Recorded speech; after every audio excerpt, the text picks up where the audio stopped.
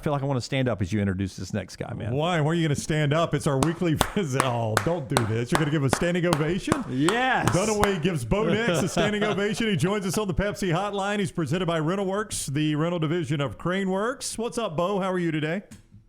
I'm doing good. How are y'all? Doing wonderful. Bo is wearing a fantastic shirt, and we will explain more about that a little bit later on. And by the way, Dunaway's really corny. You deserve a lot of praise, which we will get into here in a little bit during the interview. Well, I am corny. I'm older. I covered his dad and his mom when they played at Auburn, so I'm old, which makes me corny. I'm like those Geico commercials, Bo.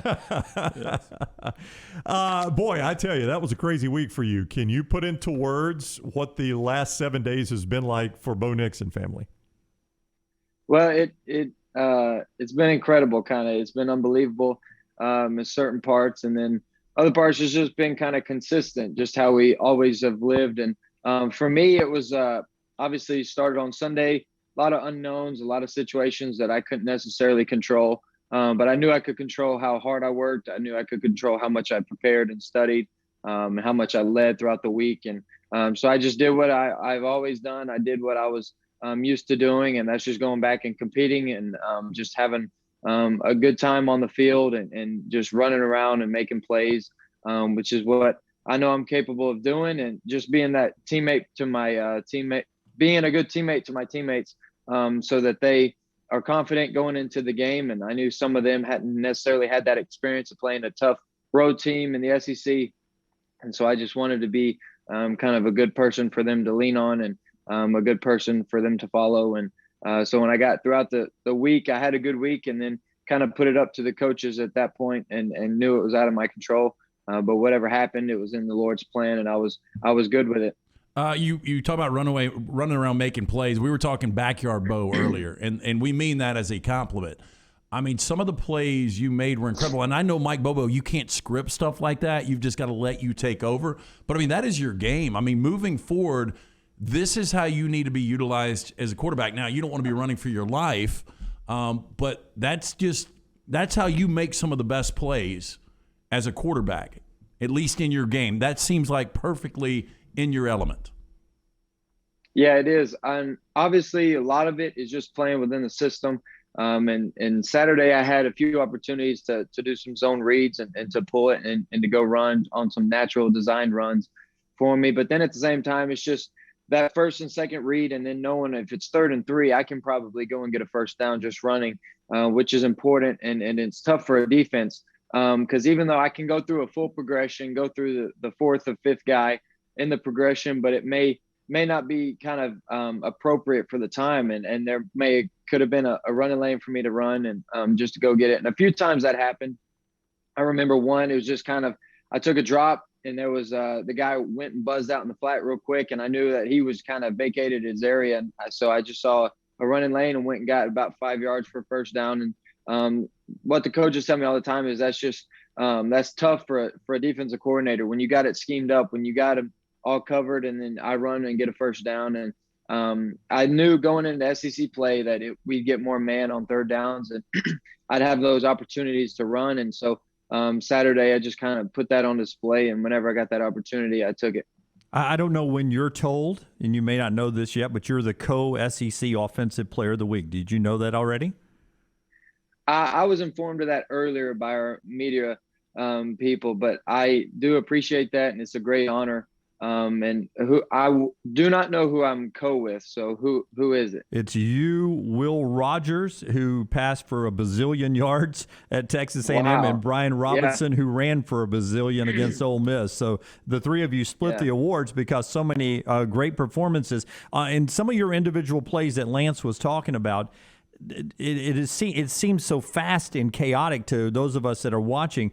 In those situations, like all of a sudden when you're going to throw a shuttle pass over a defender with your opposite hand, in your head, is that moving almost in like slow motion? Like, can you sense like, okay, I'm about to do this with my offhand, or does it just happen? Explain that to us.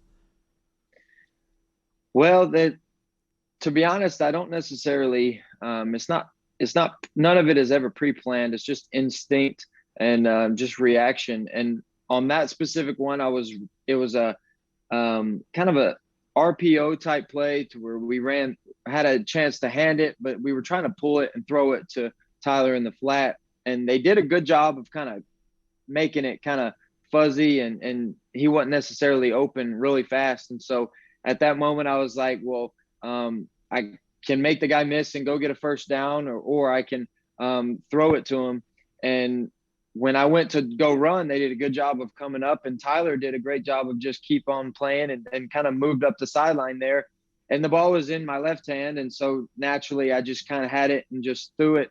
And I didn't necessarily even think about it until after, when I was like, wow, I just did that with my left hand. But that's just stuff I kind of like joking in practice. I may mess around and do that, but it's, in my opinion, it's me practicing for that kind of moment.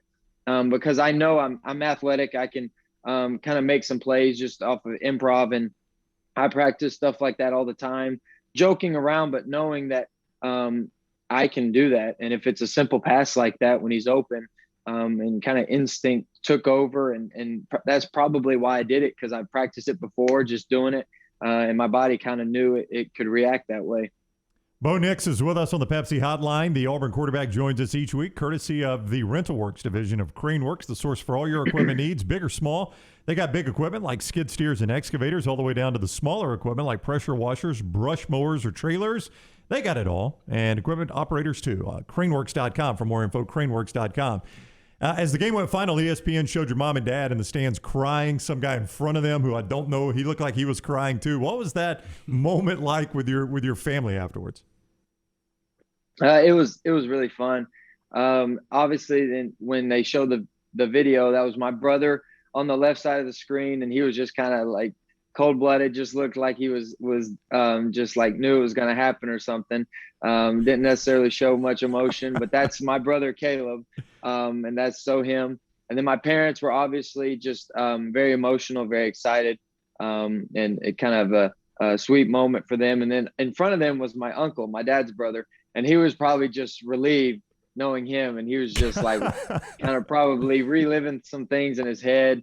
I mean, just being able to experience that for him, I'm happy he was able to go. And so those are kind of, I mean, those four just really in the core of my family, and just really they do a great job of always keeping in touch with me, always talking to me. My uncle actually comes to Auburn and takes me out to dinner once a week. And so that's just kind of our tradition. And then unfortunately, my two sisters weren't able to be there. But they obviously are always kind of in the show and helping me. And my older sister, Emma Grace, we had a lot of discussions this week, and we talked a lot because she's kind of always been there for me. She went through it when I was in high school with my dad, when we had those different fusses and trials that we went through, and she was always there, and she kind of just understands me the most, and she gets me. And so we always have those discussions and those conversations about what's going on in my life and how we can kind of get through it. And she always gives some great advice. And so my little sister, she's the spark of the family, very mature for her age. And so she's always kind of keeping me level-headed, just keeping me just kind of relaxed, and just seeing a bigger picture and having a bigger perspective. Bo, the fourth quarter touchdowns were obviously huge, but there was one play in the game that changed everything. And I think without this play, you guys probably lose Saturday night. And it's back a little under 5 minutes to go in the second quarter. You're down 13-0. And your ability back to backyard Bo, scrambling around, making multiple guys miss, and then you hit Tyler Fromm for that first touchdown of the night. That was one of those plays you see Kyler Murray makes, Russell Wilson makes. I mean, it was just an incredible play. I mean, in that play, going back to Dunaway talking about in slow motion, did you think multiple times you were going down in that play before you actually made the play to Tyler? I didn't think I was going down until I was throwing the ball. At that point, I knew it was either I was throwing this one or I was going down. But I only went down because I could throw it. If not, I would have just continued to run up there and try to, I guess, run through some people for a first down. But the play actually went to the right, and then it reversed field. And so Tyler was on the other side and had to go back to the other corner of the end zone.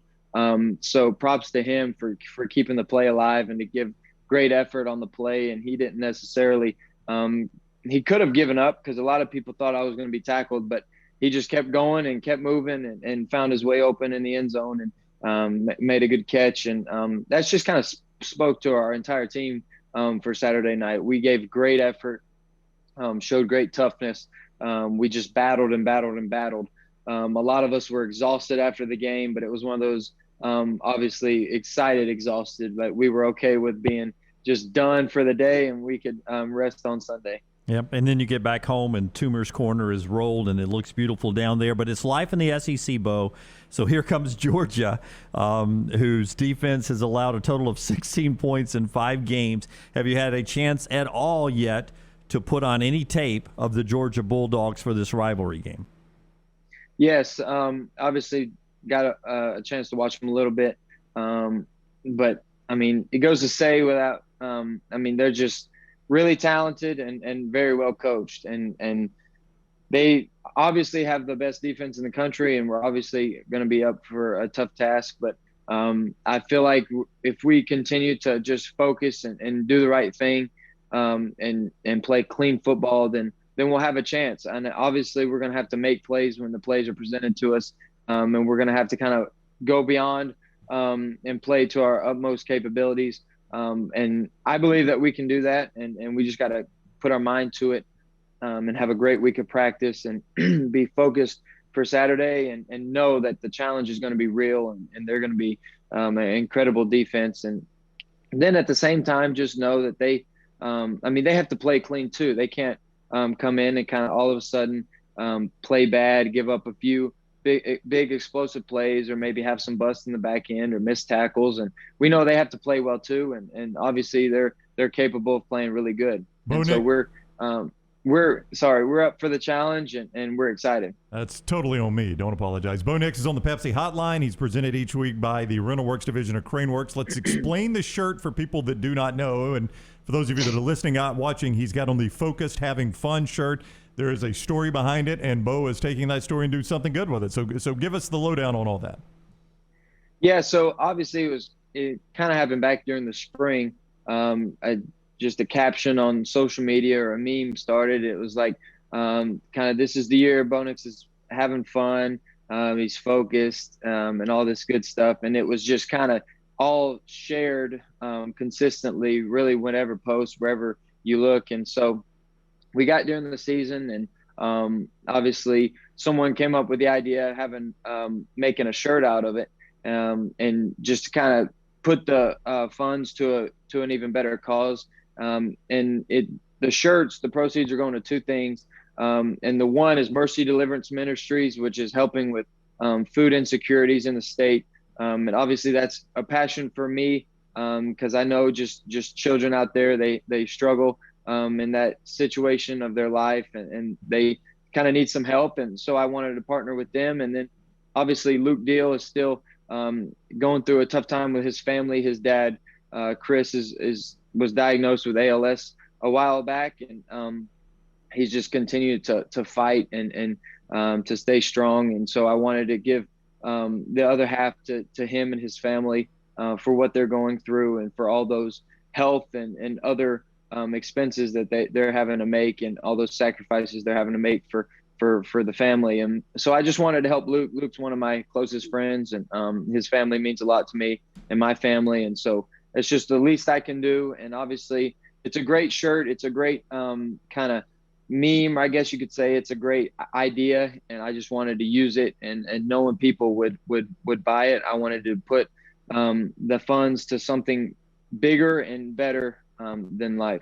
All right, so the website, by the way, is breakingt.com. That is the letter T, breakingt.com/Bo Nix, breakingt.com/Bo Nix. Make sure you use the letter T there. You can buy those shirts and help a great cause in the process.